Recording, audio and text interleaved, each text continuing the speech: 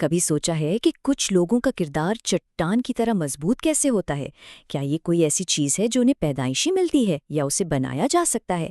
آج ہم اسی راز کو سمجھنے کی کوشش کریں گے کہ کردار دراصل وراثت میں نہیں ملتا، اسے اینٹ بہ اینٹ اپنی سوچ اور اپنی عادتوں سے تعمیر کیا جاتا ہے۔ تو آئیے اس تعمیر کے سفر کو سمجھتے ہیں۔ یہ جو بات ہے نا، یہ اصل میں ایک نقشے کی طرح ہے۔ یہ بتاتی ہے کہ کردار بننے کا عمل شروع کہاں سے ہوتا ہے۔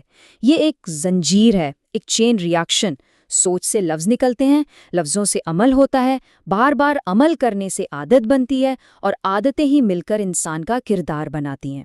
یعنی ہر سوچ ایک بیج کی طرح ہے، اور کردار وہ درخت ہے جو انہی بیجوں سے اگتا ہے۔ تو سوال یہ ہے کہ کردار کی اس عظیم عمارت کی پہلی اینٹ کہاں رکھی جاتی ہے؟ سب کچھ شروع ہوتا ہے ہمارے ذہن میں ہونے والے ایک چھوٹے سے فیصلے سے، ایک ایسا انتخاب جو آگے ہر چیز کی سمت طے کر دیتا ہے۔ جی ہاں، یہ انتخاب دو راستوں کا ہے۔ ایک راستہ ہے کہ زندگی کی لہروں کے رحم و کرم پر رہا جائے، اور دوسرا ہے کہ اپنی کشتی کا ملا خود بنا جائے۔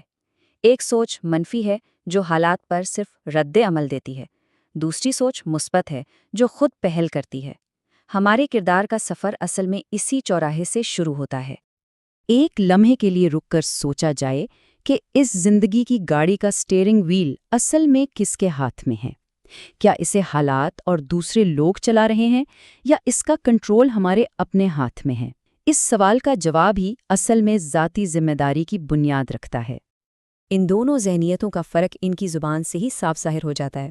ایک طرف وہ لوگ ہیں جن کی زبان پر ہر وقت شکایت رہتی ہے، ہر مشکل کا الزام حالات پر یا دوسروں پر۔ دوسری طرف وہ لوگ ہیں جو مشکل میں بھی موقع تلاش کرتے ہیں۔ وہ یہ نہیں کہتے کہ یہ کیوں ہوا، بلکہ پوچھتے ہیں، اچھا اب اس صورتحال کو بہتر بنانے کے لیے کیا کیا کیا جا سکتا ہے؟ یہی فرق ہے الزام دینے اور ذمہ داری لینے کا۔ اور یہ تصویر اس فرق کو کتنے زبردست طریقے سے سمجھا رہی ہے۔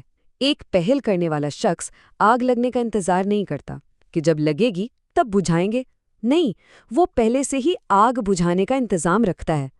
اصل کنٹرول یہی ہے، مسئلے کو حل کرنا نہیں بلکہ مسئلے کو پیدا ہی نہ ہونے دینا۔ اچھا، تو ہم نے مثبت سوچ اور پہل کرنے کی بات تو کر لی، لیکن سوال یہ ہے کہ یہ سب کرنا کیوں ہے؟ اگر منزل کا ہی علم نہ ہو تو سفر بے معنی ہو جاتا ہے۔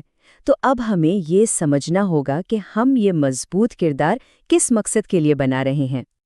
تو اب ہم آتے ہیں اس بنیادی سوال پر جو ہر چیز کو ایک پرسپیکٹیو دیتا ہے۔ سوال یہ ہے، زندگی کی اصل منزل کیا ہے؟ کیونکہ جب سفر کے اختتام کو ذہن میں رکھا جائے تو راستے خود بخود سیدھے ہو جاتے ہیں۔ اگر صرف اس دنیا کی اینک سے دیکھا جائے تو ہر سفر کا اختتام موت پر ہی ہوتا ہے۔ یہ ایک ایسی سوچ ہے جو زندگی کو بس پیدائش اور موت کے دائرے میں محدود کر دیتی ہے۔ لیکن کیا واقعی موت ہی اختتام ہے؟ یہ تصویر ایک گہری حقیقت کی طرف اشارہ کر رہی ہے کہ زندگی تو ایک مسلسل سفر ہے، تبدیلیوں کا ایک سلسلہ ہے۔ تو شاید موت ایک دیوار نہیں بلکہ ایک دروازہ ہے، یہ حتمی منزل نہیں بلکہ منزل کی طرف ایک پڑاؤ ہے۔ اور یہاں آ کر پوری تصویر ہی بدل جاتی ہے۔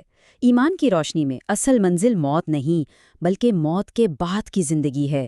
جب انسان کی نظر اس ہمیشہ کی زندگی پر مرکوز ہو جاتی ہے تو اس کے کردار کی تعمیر کا مقصد ہی بدل جاتا ہے۔ پھر ہر عمل کا وزن اور ہر فیصلے کی سمت درست ہو جاتی ہے۔ چلیں اب جب کہ مقصد واضح ہے تو سوال یہ ہے کہ اسے حقیقت میں کیسے بدلا جائے؟ اس کا جواب ہے عادتوں کی تشکیل میں۔ تو آئیے اب اس عملی فریم ورک کو دیکھتے ہیں جس سے زندگی میں حقیقی تبدیلی لائی جا سکتی ہے۔ کسی بھی عادت کو بنانے کا فارمولا بہت سیدھا ہے، بس 3 قدم ہے۔ پہلا قدم علم، یعنی یہ جاننا کہ کرنا کیا ہے اور کیوں کرنا ہے۔ دوسرا قدم عمل، یعنی جو کچھ سیکھا ہے اسے استعمال میں لانا۔ اور تیسرا اور سب سے اہم قدم ہے اس عمل کو بار بار دہرانا، اتنی بار کہ وہ ہماری فطرت کا حصہ بن جائے، ہماری عادت بن جائے۔ علم، عمل اور پھر عادت، یہی ہے تبدیلی کا راستہ۔ اور ہاں، کوئی بھی نئی عادت بنانا صرف ایک جسمانی کام نہیں، یہ ایک پورا جذباتی سفر ہے۔ شروع میں اندر سے آواز آتی ہے، نہیں یہ نہیں ہو سکتا، پھر ہمت کر کے سوچتے ہیں چلو کوشش کرتے ہیں، پھر جب تھوڑا سا نتیجہ ملتا ہے تو یقین آتا ہے ہاں میں یہ کر سکتا ہوں، اور آخر کار جب وہ عادت پکی ہو جاتی ہے تو وہ اعتماد آتا ہے کہ جی ہاں میں نے کر دکھایا۔ یہ تصویر اسی نفسیاتی جدوجہد کو بہترین طریقے سے دکھاتی ہے۔ یہ تصویر اصل میں اس پوری گفتگو کا نچوڑ ہے کہ کوئی بادشاہ پیدا نہیں ہوتا، اسے بنایا جاتا ہے۔ مضبوطی، کردار اور قیادت، یہ سب جدوجہد اور عزم کی بھٹی میں تپ کر ہی کندن بنتی ہیں۔ جس طرح مشکلات ہی انسان کے کردار کو تراشتی ہیں، اسی طرح چیلنجز ہی اسے مضبوط بناتے ہیں۔ اور آخر میں ہم اس سب سے عام رکاوٹ پر بات کرتے ہیں جو خود کو بہتر بنانے کی راہ میں آتی ہے، اور وہ ہے بہت مصروف ہونے کا بہانہ کہ میرے پاس وقت ہی نہیں ہے۔ یہ کارٹون ایک بہت گہرا سبق دیتا ہے۔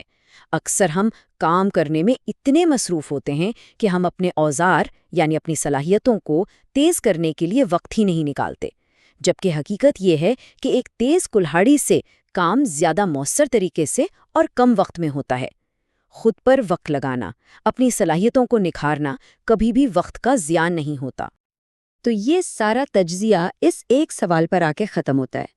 آج اپنی ذات میں، اپنی کسی عادت میں یا اپنی کسی صلاحیت میں کیا بہتری لائی جا سکتی ہے؟ کیونکہ کردار ایک دن میں نہیں بنتا، یہ ہر روز کے چھوٹے چھوٹے مسلسل اقدامات کا نتیجہ ہے۔